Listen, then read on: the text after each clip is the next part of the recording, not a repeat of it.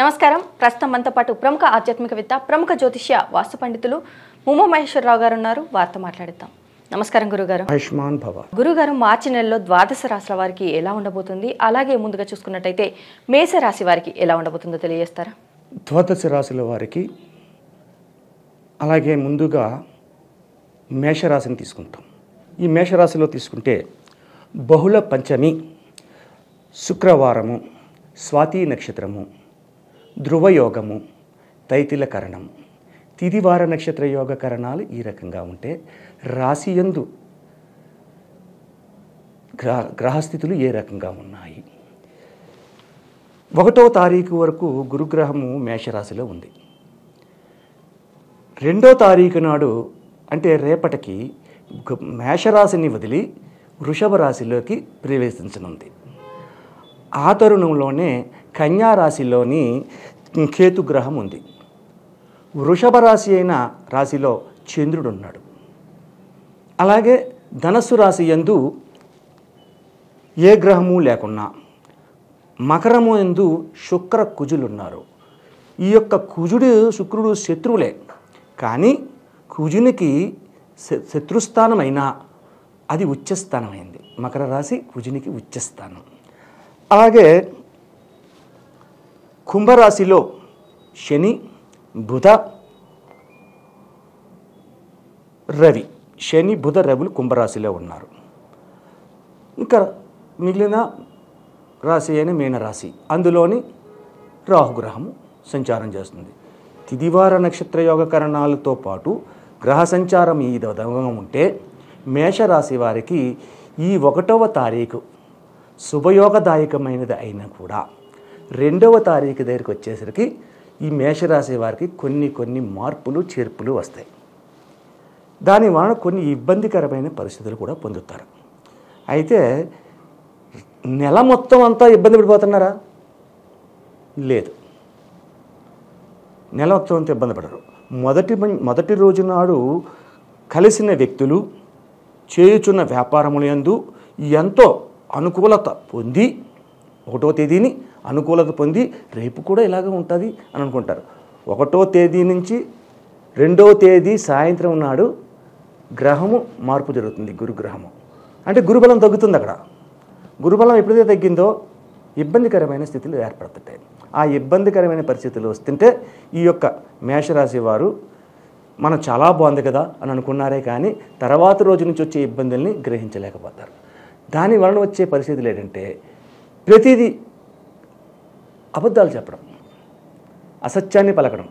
అసత్య దోషం అంతా ఇంత కాదు, ప్రతి చోట మేకపోతు గాంభీర్యాన్ని చూపించడం. అంటే మేకపోతు గాంభీర్యం అంటే గురువుగారు, ఒక మేకపోతు ఒక అడవిలో ఉంది, దానికి మాత్రం గెడ్డ ఉంటుంది, కొంచెం బలిసి ఉంది, బాగా బలంగా ఉంది. ఆ బలంగా ఉండి సంచారం చేస్తున్నప్పుడు దాన్ని ఎదరకుంటే ఒక సింహం వచ్చింది. అమ్మో సింహం వచ్చింది, ఇది నన్ను చంపేద్దే, ఎలాగోలాగా బతికించుకోవాలి, బ్రతకాలి అన్న దాంతో ఆ గాంభీర్యతని చూపించాలంటే ఏం చేయాలని చెప్పి ఆలోచించి తనలో తానే గట్టిగా మాట్లాడుతుంది. నేను ఎన్నో వందల సింహాలు తినేశాను, ఎన్నో పులులు తినేశాను, కానీ ఏనుగులు తినేశాను, కానీ ఇంతవరకు నాకు శరమం అనేది దొరకలేదు. ఆ జీవిని చంపి తింటే కానీ ఈ గడ్డ నించను ప్రతిజ్ఞ చేశాను అని అందే. శరభం అంటే అసలు ఇది శరభం అంటే సింహం కంటే బలమైనది, సింహం కంటే చాలా పెద్ద జంతువు అది. ఆ శరభాన్ని తినేస్తానంది. ఈ శరభాన్ని తినేస్తానంటే సింహం అంతే అమాయకంగానే. అయ్యి బాబు ఇది ఎట్రా బాబుది, నిజంగా అలాగ ఉంది, తినేసిందేమో శరభాన్ని తింటానంటుంది. శరభం ఎక్కడ దొరుకుతుందో మనకు తెలీదు, అది వచ్చిందంటే మొత్తం అందరినీ మింగేస్తుంది, అలాంటిది తను శరభాన్ని మింగేస్తానంటుంది. ఇది మనకెందుకు వచ్చింది, దీని దగ్గర వెళ్ళడం వేస్ట్ అని చెప్పేసి వెనక్కి వెళ్ళిపోగానే అమ్మ బతికేండ్రా అని చెప్పేసి ఇది సమయస్ఫూర్తిని ఉపయోగించి ప్రవర్తించి తన ప్రాణాలను కాపాడింది. అదే మేకపోతు గాంభీర్యం. అటువంటి మేకపోతు గాంభీర్యాన్ని చూపిస్తారు. వీళ్ళకి జనకాలం జరుగుతున్నదేటో అర్థమైపోతుంది 2 రోజులకి. ఆ తర్వాత మనకి ఏదో మేకపోతు గాంభీర్యం చూపించి నేను చాలా గొప్పవాడిని ఎలాగని చెప్పి చెప్పుకుంటూ ఉండి తిరుగుతూ వస్తుంటారు. కానీ ఈ యొక్క మేషరాశి వారికి ఈ నెలలో 20వ తేదీ వరకు కూడా ఇబ్బందికరమైన స్థితిని పొందుతారు. ఎట్టి పరిస్థితుల్లోని అనుకూలవంతమైన స్థితిని పొందరు. అంటే చేయు వృత్తి వ్యాపార వ్యవహారముల యందు సానుకూలత లేకపోవడము, అనుకున్న దానికంటే అతి తక్కువ ఆదాయాన్ని పొందడము, అటువంటి విధానాలు వస్తాయి. ఇటువంటి విధానాలు వస్తున్నప్పుడు ఏం చేయాలన్నది మనం రెమెడీలో చెప్పుకుందాం. సరే, 20వ తారీఖు దాటింది, 31 ఉంది. ఇక్కడ ఈ 31వ తేదీ వరకు ఏ రకమైనది ఎక్కడైతే పోయిందో అక్కడే ఎత్తుక్కుందాం. ఇది సామెత. అది పోయిన చోట ఎత్తుక్కోవాలి. ఇక్కడ పాడేసుకుని ఎక్కడో ఎత్తుక్కుంటే మనకైనా దొరుకుద్ది. అక్కడే ఎదగాలి, అక్కడే వెతుకుతారు. ఇది ఎలా పోయింది, ఏంటి, ఏం చేసాం, మనం చేసిన తప్పు ఇది, మనం నడిచిన నడవడికి ఇది, మనం మాట్లాడిన మాట ఇది అని చెప్పేసి తన తప్పు తాను తెలుసుకుంటారు. అక్కడ ఎప్పటికెయ్యది ప్రస్తుతం అప్పటికా మాటలాడు ఎన్యుల మనముల నొప్పింపక తానవ్వక తప్పించుకు తిరుగువాడు ధన్యుడు సుమతి అన్నారు. కాబట్టి ఈ రీతినే వాళ్ళు ఆలోచించి ఈ రీతిలోకి వచ్చి అప్పుడు నష్టపోయిన దాన్ని రికవర్ చేసుకుంటారు. ఆ రకంగా కొద్ది కొద్దిగా వచ్చేసరికి ఆ రికవరీ అవుతుంది. యోగదాయకమైన స్థితిని మళ్ళా పొందడానికి అవకాశం ఉంది. మరి విద్యార్థులకు కూడా ఇలాగనే ఉండబోతుందంటారా? ఉన్నతమైన స్థానానికి వెళ్తారు. అయితే నిన్న ఫిబ్రవరి నెలలో కూడా విద్యార్థుల గురించి చెప్పుకున్నాం. ఇదే రాశిలో స్త్రీలకు ఆధిక్యత ఎక్కువ ఉన్నది, పురుషులకు ఆధిక్యత తక్కువ ఉంది.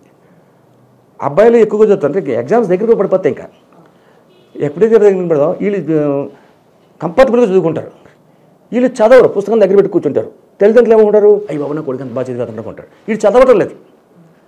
వీడి ఆలోచన ఎక్కడ ఉంది, ఏ సినిమా మీదో, ఏ సర్కస్ మీదో ఎక్కడ ఉన్నది. ఆ ఆలోచనతో ఉంటాడు. అమ్మ నాన్న తిడతారు, అలాగే బుర్రకాయలు పెట్టిన ఆలోచిస్తుంటే, అందుకని పుస్తకం ఎదుర్కొంటాడు. ఆ రకంగా ఉన్నందువల్ల ర్యాంక్ సాధించడం కష్టమవుతారు పురుషులకు. అమ్మాయిలు అలా కాదు, నిమగ్నతగా చదువుతారు. పొద్దుట సాయంత్రము రాత్రి అనేది కాకుండా బాధం లేకుండా చదువుకుంటూ వెళ్తారు. దానివల్ల ర్యాంక్ బాగా సంపాదించుకుంటారు. విద్యార్థులు బాగానే ఉంటుంది. ఆరోగ్య విషయాలు అడుగుతూ ఉంటారు.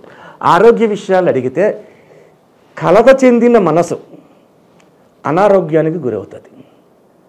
ఎప్పుడైతే 1వ తేదీ నుంచి 10వ తేదీ దాకా, 2వ తేదీ నుంచి 10వ తేదీ దాకా, 20వ తేదీ దాకా నష్టాన్ని చూశారో ఈ యొక్క జాతకులు, తర్వాత పరిస్థితుల్లో ఆలోచన కలిగితే కొంచెం మనసు చెడితే ఏమవుతుందంటే అనారోగ్యం అనే పరిస్థితి వస్తుంది. అనారోగ్యం అంటే ఏమొస్తుందయ్యా, తీరనంత పరిస్థితుల్లో అనారోగ్యం రాదు. కొంచెం హెడేక్ రావడం, కోపం రావడం, చిరాకు రావడం, నాకు బాధగా ఉందా మాట్లాడకు అని చెప్పేసి అన్నట్టుగా ఉండడం, ఇటువంటివి ఉండడం, తిండి సహించకపోవడం, తిండి తినకపోతే నీరసం వస్తుంది, నీరసం వస్తే కళ్ళు తిరిగి పడతాడు. కాబట్టి అనారోగ్యం అనేది చిన్న చిన్న విషయంగా వస్తుంది. కానీ ప్రమాదకరమైనటువంటి అనారోగ్యపు ఛాయలు ఈ నెలలో మేషరాశి వారికి లేవు. మరి కోర్టు సమస్యలతో బాధపడే వారికి కూడా వాయిదాలు పడతాయి ఈ నెలలో. ఎందుకంటే కోర్టు సమస్యలు వాయిదాలు ఎందుకు పడతాయి, ఇక్కడ ఎగ్జామ్స్ ఉన్నాయి, ఎదురుగా వస్తున్నాయి.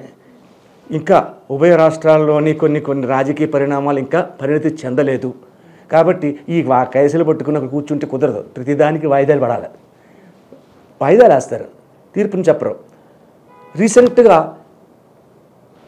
మొన్న చెప్పారు, ఫిబ్రవరి నెలలోని ఒక కోర్టు విషయంలోని ఆర్జీవీ సినిమా తీశాడు వ్యూహాన్ని.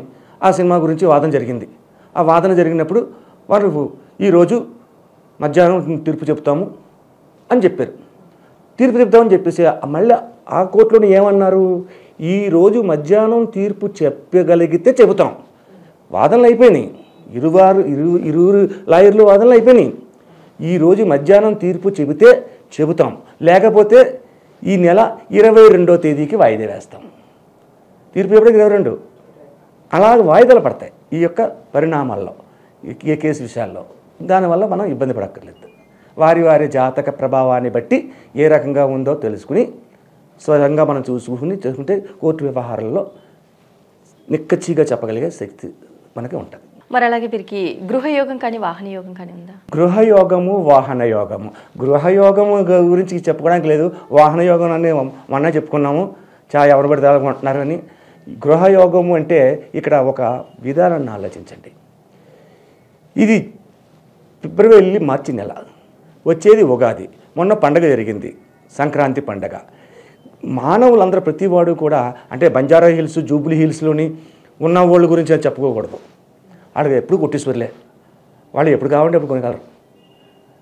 మధ్యతరగతి కుటుంబీకులు ఉంటారు, సామాన్య మానవులు, కొంత చిన్న చిన్న ఉద్యోగాలు చేసుకునే వాళ్ళు ఉంటారు.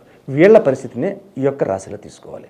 వీళ్ళకి గృహయోగం అనేది ఈ యొక్క నెలలో ఎట్టి పరిస్థితుల్లో అవకాశం లేదు. మేషరాశి వారికి గృహ నిర్మాణం జరగదు, అంటే ఆర్థికమైన ఇబ్బందులకు గురవుతారు. ఆల్రెడీ 20వ తారీఖు దాకా ఆర్థికమైన ఇబ్బందులకి గురైపోతున్నారు కదా. ఇంకటువంటి పరిస్థితుల్లో ఉన్నప్పుడు గృహం గురించి ఎలాగో ఆలోచిస్తాడు? లాజిక్ ఆలోచించాలి మనం కూడా. మరి వివాహ యోగం ఉందంటారా? వివాహ యోగం అంటే ఫిబ్రవరి నెలలో నుంచి మార్చి నెలలోకి వచ్చేసావు. మార్చి నెలలో ముహూర్తాలయ్యి వివాహం జరగడానికి అంటే కుదిరే అవకాశాలు ఏమైనా ఉన్నాయా? కుదరడానికి అవకాశం ఉంటుంది. మార్చి నెలలోని ఈ యొక్క విధానాన్ని వివాహ విధానంగా పెద్దలు కూర్చుని వివాహాల గురించి మాట్లాడితే వాటిని కుదుర్చుకొని ఆ తర్వాత ముహూర్త కాలం శ్రీరామనవమి వెళ్ళిన తర్వాతే. శ్రీరామనవమి లోపల లేవు ముహూర్తకాలం, కాబట్టి అప్పుడు వివాహాన్ని జరుగుతాయి. మరి వీరు పాటించాల్సిన పరిహారాలు ఏంటంటారు? ఈ యొక్క పరిస్థితి నుంచి బయటికి పడవాలి వీళ్ళు అనుకుంటే మాత్రం వీళ్ళు ఏం చేయాలి అంటే శ్రీ లక్ష్మీ నరసింహస్వామి గుడికి వెళ్ళాలి.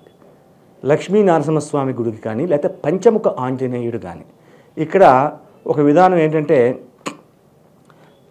లక్ష్మీ నరసింహ ఆలయము పంచముఖ ఆంజనేయ ఆలయము వేదగిరిగుట్టలో ఉంది. ఇక్కడ ఉన్న వాళ్ళకి దగ్గరలో ఉంటుంది. ఈ యొక్క లక్ష్మీ నరసింహస్వామి యొక్క గుడికి వెళ్ళడానికి కుదరకపోతే వెంకటేశ్వర స్వామి గుడికి వెళ్ళడమే. అంటే కొంచెం దూరంగా ఉన్నవాళ్ళు, అనుకూలత లేని వాళ్ళు ఉన్నవాళ్ళు వెంకటేశ్వర స్వామి గుడికి వెళ్ళి వెంకటేశ్వర స్వామి గుడిలో లక్ష్మీ తులసి అంటే రామ తులసి అంటారు, రామ తులసితో ఒక దండను వేసి 11 సార్లు ప్రదక్షిణ చేయాలి. 11 సార్లు ప్రదక్షిణ చేసి ఆ దండని స్వామివారికి అర్పించి అక్కడ అష్టోత్తర పూజ చేపించే ఒక కొబ్బరికాయ అరటిపళ్ళు నైవేద్యంగా చేసి ఇచ్చి పటికి బెల్లం మిశ్రీ అని ఉంటుంది. ఆ మిశ్రీని 1/4 కేజీయో ఎంతో పట్టుకెళ్ళి అక్కడున్న భక్తులందరికీ పంచి అక్కడే గుడిలో కూర్చొని శ్రీరామ జపం వెంకటేశ్వర స్వామి గుడిలో శివనామ జపం చేయాలి. శివనామ జపం చేస్తే ఈ మనోవాంఛాఫల సిద్ధిరుస్తుందని చెప్పేసి ఆయన దీవిస్తాడు. దాన్ని అనుసరిస్తే చాలా మంచి ఫలితాలు పొందుతారు. అయితే ఈ మేషరాశి వారు ఈ రోజు నాడు అంటే మంగళవారం నాడు చూసుకోండి, వచ్చే మంగళవారం నాడు లేకపోతే శుక్రవారం నాడు. శుక్రవారం నాడు అంటే ఈరోజు శుక్రవారం వచ్చింది, మళ్ళా శుక్రవారం పెట్టుకోండి. మళ్ళా శుక్రవారం నాడు ఉదయం 10:30 గంటల నుంచి తదుపరి వచ్చే 12 గంటల లోపల ఒక దానం చేయాలి.